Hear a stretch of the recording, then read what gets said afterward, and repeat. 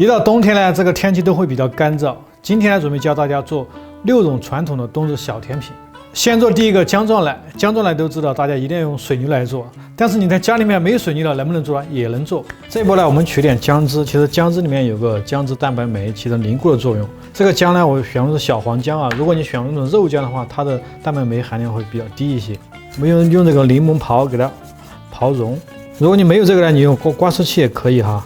磨碎的生姜放在这个过滤网中，姜汁给它压出来。这个磨碎的姜呢，你不要丢掉，你可以拿来做其他的热菜啊，然后炒菜的时候就把它用起来哈。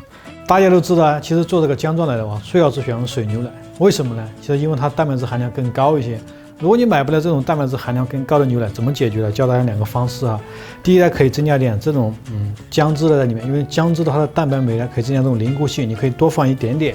或者说你可以加一勺奶粉，在我们普通牛奶里面也可以增加这个牛奶的蛋白质，都可以达到这种效果。好，接下来我们用奶锅灌上牛奶，稍微给一点点白糖在里面啊。好，这个牛奶呢，我们拿个温度计量一量，只烧到80度哈，不要烧开。在冲之前呢，我们一定要把碗里这个姜汁啊，给它淀粉给它搅起来，搅均匀。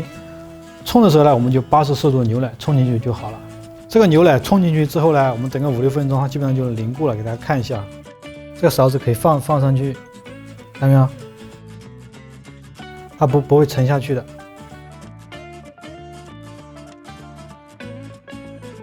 这个姜撞奶我给大家总结一下，因为我怕你们会翻车，有几个点啊，我说一下。首先，我用这个奶呢，它是3.0，你看蛋白质含量是3.4的，就你去买超市买的可以买点高点的4.0啊、4.5了，这样做起来更不容易翻车。第二点是什么？第二点就是姜汁蛋白酶，就是你什么时候做就什么时候用，你别上午把它磨在那儿，你的下午再去做就不行，因为它会挥发的。给大家说一下这2个点要注意一下。第二个呢，我们做一个冰糖雪梨，大家都在反映在家里做的时候老是不出胶是什么原因？今天我来教你。首先，这个银耳呢，因为很多朋友都喜欢用温水来泡或者热水来泡，这样的话时间比较短，是吧？很容易泡胀。但是我经验告诉你，最好用冷水来泡，冷水泡过来它更容易出胶一些。看这个4个小时，多大啊！第二个细节什么呢？像这种发胀的银耳，你要把它扯小一点，它是更容易出胶的。你别这么大一坨就在里面去炖，不行的啊！这银耳扯了之后呢，我们一定要给它多冲洗几次啊，特别是根部这些黄的地方，一定要给它扯了丢掉。好，我们熬的时候呢，一定要冷水下锅哈，不要用开水下锅去熬哈。这样的话，它不容易出胶的。而且你的水，你不要加很多的水，然后加一点点银耳，这也是出不了胶的哈。给大家说啊，这个糖不要先放，你先放糖的话，很容易直接翻车。为什么呢？待会儿熬着稠之后，你有糖的话，它更加容易粘锅。糖呢，我们要最后起锅之前，可能10分钟、20分钟，我们再来放。好，水开以后呢，我们改成小火。这个时候我们下入这个梨和大枣。这个梨呢，如果你是比较大块的话，就可以和这个银耳一起去下；如果切成这种中块呢，就可以烧开了再来下。这个梨呢，我是没有去皮的啊。好，现在大概熬了40分钟之后呢，你看一下这个胶都已经慢慢出了哈。现在我们开始下什么黄冰糖，这时候再倒进去啊。如果你家没有这种黄冰糖，你可以买那种普通的白冰糖也是可以的。因为现在比较的稠，有时候你糖不搅的话，很容易粘锅，很容易就翻车了，你就直接就废了。这时候就下点枸杞，泡上的枸杞啊，再去搅它，开小火，烧开以后开小火让它慢慢去熬。好，现在大概熬了1个小时啊，你看非常的稠了，已经出胶了。我们把边上这个泡沫啊，稍微给它打掉，把火关掉，这个泡泡给它打掉，让它再焖个10几分钟，我们再来舀它。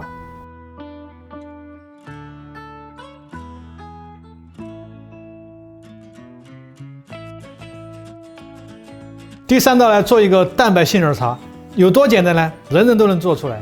其实这个杏仁呢，它有南北杏啊，这个呢选用是南杏，它没那么苦些哈。北杏呢会稍微苦一点点。我们提前用这个水啊，冷水4个小时给它泡胀。好，这波呢，我们将这个泡胀的杏仁放在破壁机中，稍微给它加点清水，再加点我们这个鲜的牛奶。打溶之后呢，接着我们用过滤网给它过滤一下，把这个糊呢给它过滤出来。接着呢，我们打2个蛋清，这个蛋黄呢可以留来做其他菜啊，不要问我拿来做啥。又是怎么办？每次你们都会问我，剩下的蛋黄到哪去了？剩下蛋黄再做其他菜。接下来我们找个奶锅，把这个打好的杏仁浆呢倒到奶锅中，给它烧开。好，大家在烧开的时候，因为它比较的浓稠，其实你要边烧边去搅它，不然的话它很容易粘锅了。看雪白的，非常的浓稠。烧开以后，我们稍微加点白糖啊，这个甜味呢根据你个人的爱好来加啊。接下来我们把它火关到最小。现在做一个什么动作呢？这个刚刚打了一个蛋清啊，现在把它打散啊，弄散。首先把这个蛋清倒入过滤网中，好，这样去搅它，让这个蛋白呈湿的状态，它就比较丝滑。蛋白放进去之后，还给它搅散就好了，就可以出锅了。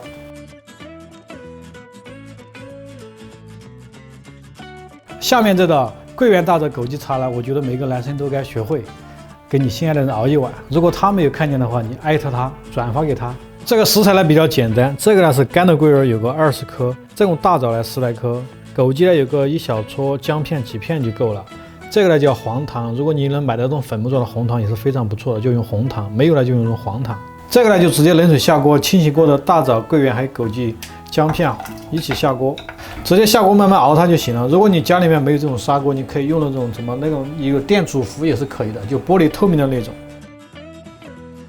好，时间到给大家看一下，这个呢熬了40分钟基本上熬到什么程度？熬到这桂圆之后，它已经发胀的这种状态。现在我们将它倒出来。第5道，我们做一个桂花花生糊。这个呢是花生米我们呢今天就把皮去一下。如果你嫌麻烦呢，可以把它洗干净带皮打也是行的用破壁机。这个花生去完皮之后呢，我们找一个破壁机，直接放在破壁机中打，再配上一点泡好的大米，给点牛奶，增加它的奶香味。我们再加点清水。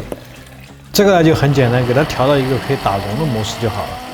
好，这个打溶之后呢，我们找个奶锅。这时候我们开到小火，就是用勺子慢慢去搅它，因为它比较浓稠，很容易糊锅，所以说你一定要去不停的搅好，我们小火烧开以后呢，这个时候呢加少许的白糖或者是冰糖都可以。这个甜味呢根据你个人的爱好可以来调节烧开以后呢，我们再熬个2分钟就好了。熬到什么状态？熬到这种非常丝滑的状态现在就可以装盘了。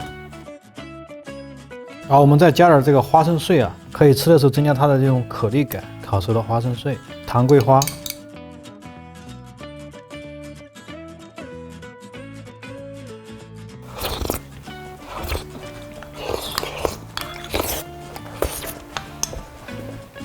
最后呢，给大家做一个大家都喜欢的小吊梨汤。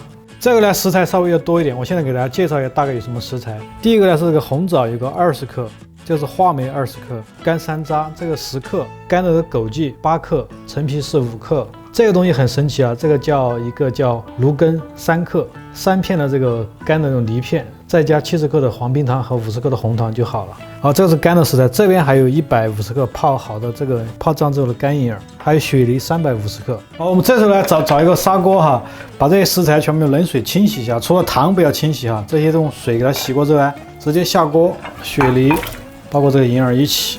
好，开了之后呢，我们把这个火呢开到最小火，就是文火的状态，让它去煨2个小时，慢煨2个小时，记住一定是慢煨好，经过这个2个小时的熬制你看水分差不多都熬得干了一半了我们现在将它过滤出来，已经很粘稠了这个汁儿。这个熬好之后呢，我们把这个汁水给它倒出来，过滤一下哇，这个肉呢其实还是可以吃的，别浪费，给它倒掉这个肉可以吃，这汁水呢也逼出来单独喝。哎呀，这洒了一点，将就了，非常的粘稠，这个稍微给它压一压，因为像这些梨里面还有这个银耳里面，其实都有一些汁水，我们给它多压一下。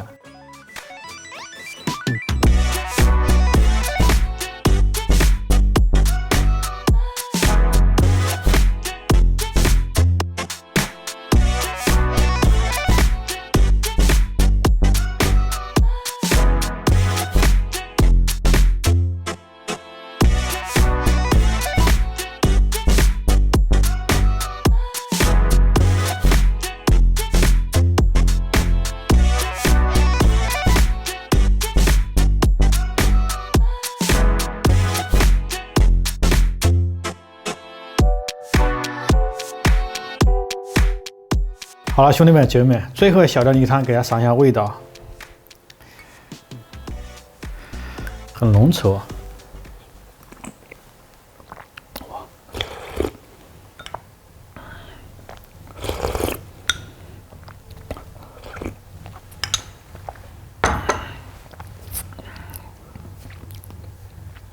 入口之后呢，首先你能感觉到一股浓烈的那种枣香味，还有一点山楂的那种酸，再配上这个银耳的胶质和这个雪梨一种那个叫什么雪梨一种清甜的一种甜味。虽然它颜值看起来不是那么好看，不是那么美观，但是它真的很好喝，就是时间会给你答案的，一定要试一下这个汤，特别是这小吊梨汤。这一期的6种小甜品就分享给大家，希望大家都能够喜欢。我是阿伟，请关注我，你钓什么偶像。